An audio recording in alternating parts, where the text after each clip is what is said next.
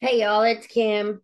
So I just wanted to get on here real quick, and just kind of share a little quick video. Unfortunately, this young lady, Laken Riley, was killed by that illegal, and I mean, I think it's just another glowing example of why Democrats should not have any say so in any government position anywhere. Let's watch the five react to some of the governors that say they're going to fight against Trump's deportation mandate. I mean, the American people, I think, have spoken. They've made their voices known overwhelmingly and decisively. And you've got people in our government that's going to fight this tooth and nail. I mean, anything for them to stay in power, to push their cultural Marxism, their socialism, globalism, whatever ism you want to throw in there. Um, but I mean, the American people have spoken. We approve of who Trump is putting in the offices, you know what I mean, for the most part. So it's like, what are they thinking? I mean, they're just going to go totally against what the government's, like the feds say. I mean, they're inviting more trouble than it's really worth. And I mean, they even mention it because I've already watched this video. I just had to give a little commentary on it because it's just the ridiculousness of this whole thing. I mean, she should not have been killed because the guy shouldn't have been here. Um, if the border was closed, a lot of these tragedies. I think it's Rachel Morin, the mother of five, uh, uh, Jocelyn Nungari. I mean, just all these young women, and I'm sure there's others that we haven't even heard about that hasn't been broadcast nationally. I'm sure cities everywhere are struggling with that, or states everywhere are struggling. It may not fit a narrative, so it's not reported as widely known. You know what I mean? Like so. Anyway, let's watch what the five has to say. And even Jessica Tarloff on here, I mean, she's the Democrat, whatever you want to call her, representative here. There's no excuse for what the Democrats have done, and I don't care what she has to say. But I mean, it was almost like she was kind of like taking their side, but trying to be, I don't know, magnanimous. I don't know. Y'all just watch it and see what y'all think of it. I don't. Yeah, I think she knows not to really push the issue because it is because of the Democrat machine wanting all these illegals here for whatever their purposes are. I guess because they know that they're losing with the normal American people because they're shifting one way, and then they can bring in new people that don't have a clue of what the Democrat Party is about. But anyway, let's watch this, see what's up. It's just like I said, I feel bad for all these families. They shouldn't have to go through that. I have two daughters, so I can totally sympathize. Obviously, I've not been through anything like that, thank the Lord. But it's like just these people are so evil and they don't care about the collateral damage. But let's just watch. I'll shut up now. Sorry.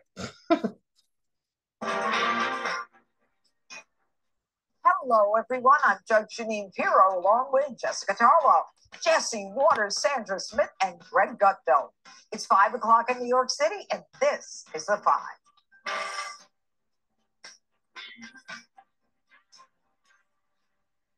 Sanctuary city leaders are gearing up to resist Trump's mass deportation force as justice finally comes for the illegal immigrant monster who brutally murdered nursing student Laken Riley.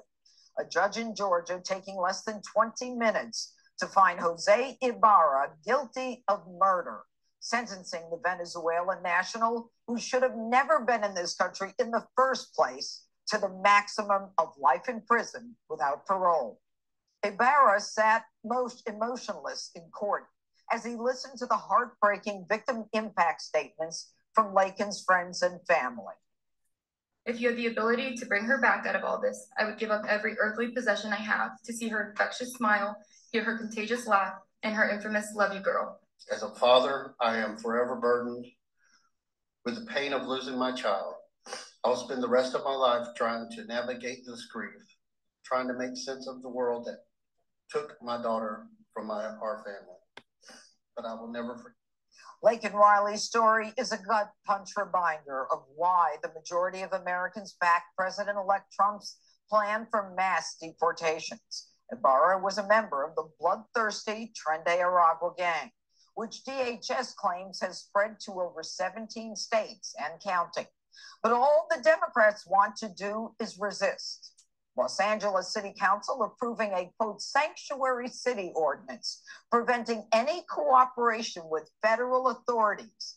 And other liberal governors and mayors are speaking out against the plan, against Trump's plan. We will not be participating in misguided efforts that harm our communities. It harms communities. It tears families apart. And we're not going to, that's not going to happen on my watch. What we can do is make sure that we are doing our part to protect our residents in every possible way, that we are not cooperating with those efforts that actually threaten the safety of everyone by causing widespread fear. Okay, Jesse, I'll start with you. You know, what we've got is this Jose Ibarra. He's illegal. He didn't belong here in the first place. He commits 2 crimes, endangering the welfare of a child, shoplifting, and we, of course, fly him free to Georgia. He goes there, kills a woman, has no remorse at all about it, and he is a member of Tren de Aragua. There's no vetting. There's no nothing. But now we hear that the Democrat governors like Pritzker and Katie Hobbs from Arizona, Michelle Wu, they're like, no, we're going to fight this. We don't want anyone being deported. Well, first of all, I just want to say I'm so sorry to the family. It's just such a tragedy, and it never should have happened. And that's what Bill Clinton said. Bill Clinton said if Kamala had done her job vetting these people, Laken would still be alive. And it's pronounced Laken, Joe Biden. All right? Now, if you're going to say you're going to oppose federal action, this is what's going to happen. Whether it's the ATF, the DEA, the FBI, any federal law enforcement agency, when they go in with a fugitive task force to go grab people, there's nothing the locals can do. Let's just say they decide to call the local chief because the chief's not cooperating to deconflict. All right, fine. You don't want to tip them off? They're coming in, and they're coming in heavy, and they're going to do a really good job. And because they have to go in so heavy because they're not getting cooperation, they're going to probably interview and pick up more people than they were targeting. And if you don't want to give us a call from the jail to let us know who you have so we can pick them up, they'll post up right outside of the local jail and interview anybody that comes out of there.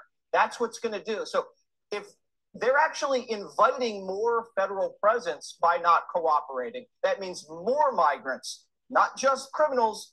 Anybody here illegally is going to be removed. Now, if I was a migrant judge and I saw that Trump won, I'd pack my bags and get on the first flight to Nicaragua, because here's the other option.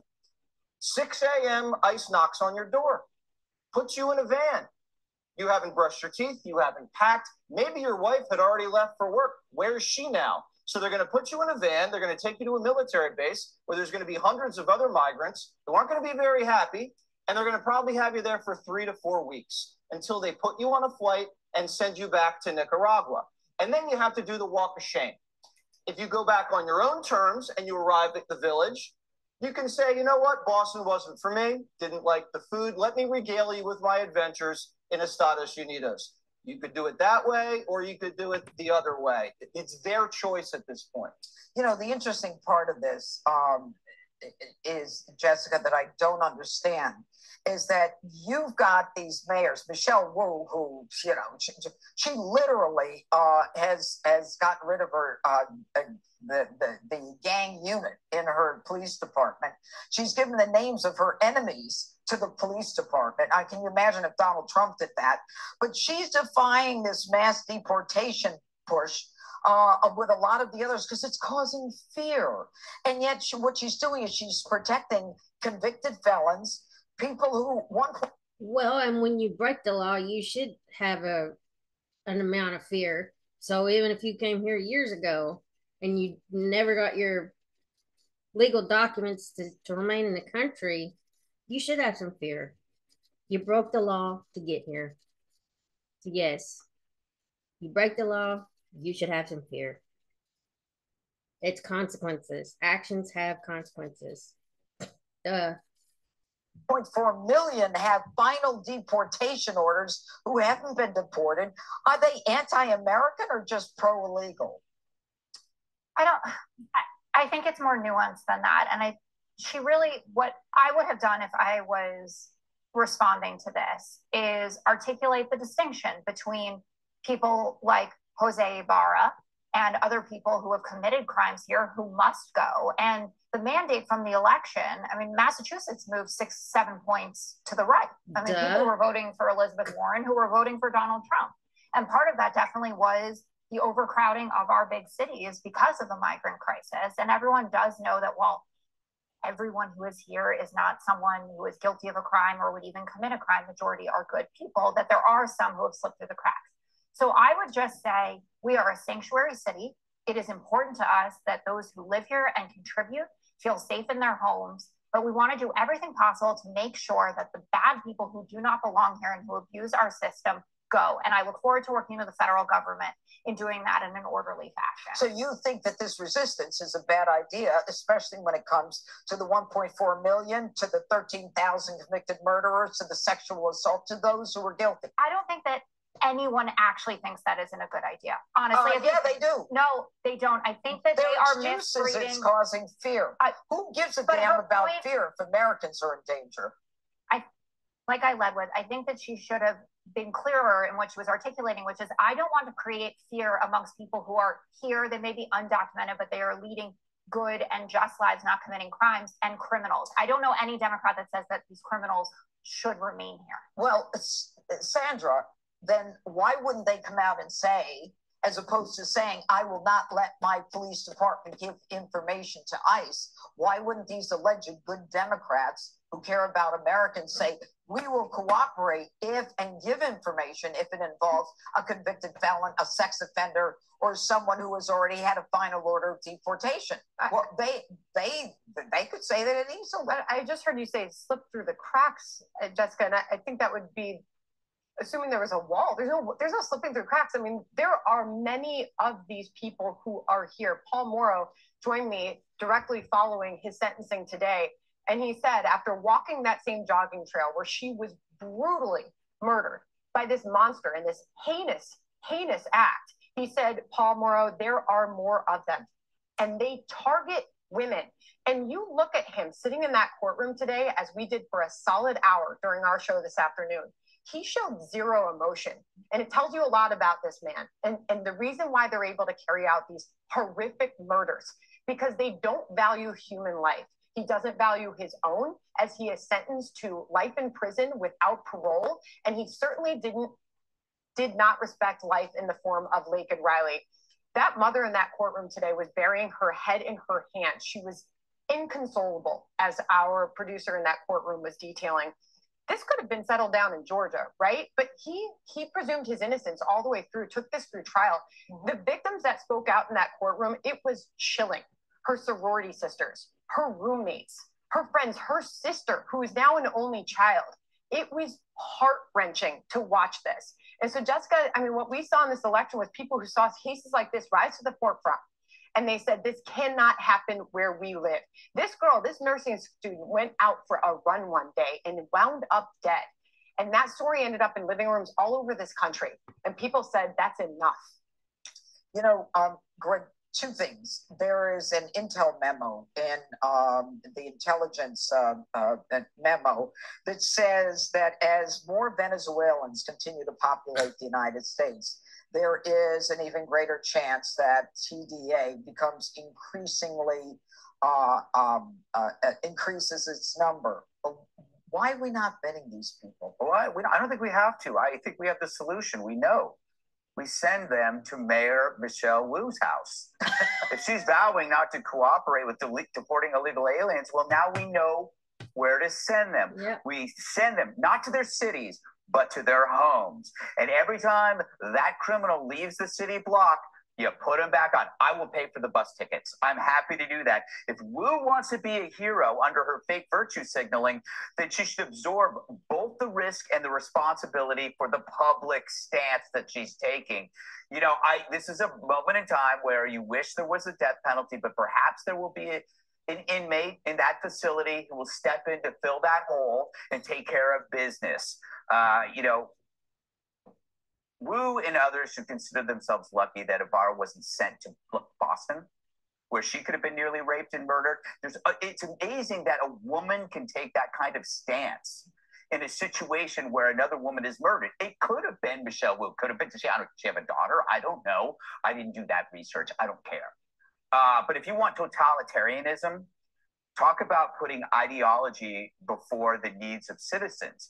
You know, it's not like these politicians didn't know that the migrant crisis was causing a depletion of resources from the citizens and putting their lives at risk. They know that, but they also realize that these are the eggs that they are willing to break to preserve an allegiance to their ideology. This is not an authentic virtue signaling, oh, we feel this compassion. They are basically doing this for some reason. Maybe it's because they think that they cannot be aligned with the other side. But the Dems need to define what mass deportation is. What's your number?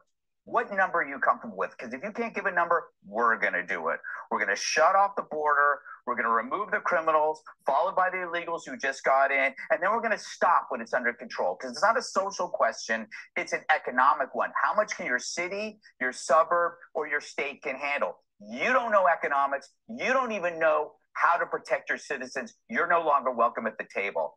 Bus them to Michelle Wu's house.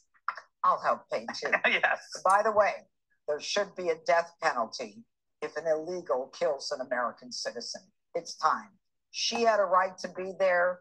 He did not. Click here to subscribe. Again, this is why Democrats should never retain office again. I know people are like, oh, you can't do that. Well, you know what? They don't care about you as a citizen. They don't care about their constituents. I mean, I'm sure there's Republicans that are still the same way. But, I mean, these people are putting their needs and wants above the people that they swore the Constitution to uphold and the citizens to take care of. So, yeah, it's just infuriating. But we'll just see how all this stuff plays out with all these deportations and stuff. I'm just curious how it's going to work. I guess buckle your safety belts because it may be a bumpy ride after January 20th. Probably up until then as well. But yeah, for now, just if you voted for Trump, just revel in the peace and calm that has come over you. That's, like we've been unburdened by the has been. So anyway, time to turn the page. Anyway, I'll talk to y'all later. Y'all have a great day. I'll probably try to post some more stuff. I want to do some more of those lefties losing it with Sky News because they're freaking funny as can be. And then I'll add that one heavy metal montage of the liberal meltdowns. But I'll probably try to do that tomorrow. Today, I'm just gonna go kind of relax. I have to get up at like midnight, I think. But anyway, go have a good day. I'll talk to y'all later. Bye. Where's the thing at? Sorry, guys. Didn't want to stop.